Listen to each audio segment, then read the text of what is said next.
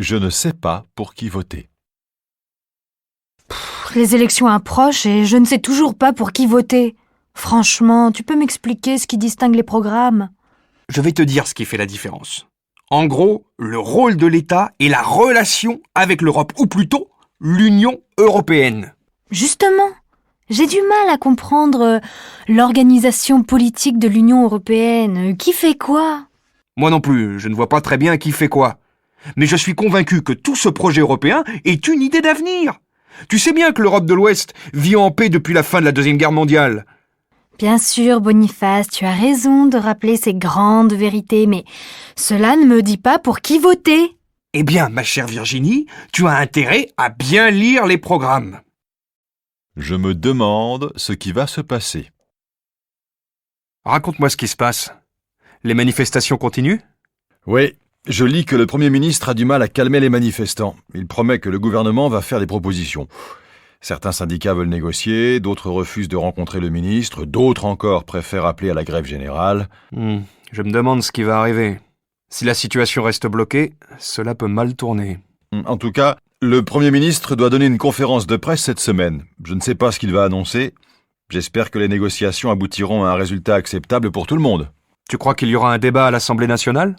Ouais, les députés commencent à protester, eux aussi. Dans un appartement. Oh, tu m'as apporté du vin de la Loire. Merci, Zora. Comment ça se boit? Ça se boit frais, comme un vin blanc. Ça peut se boire avec de la viande? Oui, bien sûr, c'est fait pour ça. Oh là là, qu'est-ce que c'est que ce bruit? Oh, ça me rend folle. Il y a des travaux dans l'appartement d'à côté. Ça n'arrête pas. C'est comme ça chaque jour. Ma pauvre, je te plains. Tiens, qu'est-ce que c'est ça? C'est joli. C'est en quoi? Attention, ça se casse. C'est en verre. Ça ne sert à rien, mais je l'aime bien. C'est un bibelot à valeur sentimentale. C'est Étienne qui me l'a offert. Au fait, tu as changé l'agencement de la pièce? Oui. Avant, j'avais placé l'armoire de mon grand-père contre le mur, mais elle était trop encombrante. Je l'ai donnée à mon frère et à la place, j'ai mis cette commode en bois peint, qui est plus discrète. Dans l'appartement d'à côté. Qu'est-ce qui se passe? Tu fais faire des travaux? Je fais refaire ma salle de bain. Il y a beaucoup de travail. Il faut casser le carrelage, changer les éléments. Ah bon? Tu ne fais rien toi-même? Non, je vais tout faire par une entreprise. Pour la peinture, je laisserai Boniface repeindre les murs, car il adore ça. Tu sais que je déteste le bricolage, donc tout s'arrange bien. Et les voisins ne se plaignent pas du bruit? Un petit peu, si. Certains ont protesté, mais je leur ai promis que tout serait fini vendredi. Chacun réagit à sa manière. J'essaye de limiter les dégâts. Je les inviterai à boire le champagne quand tout sera fini. Oui, bonne idée.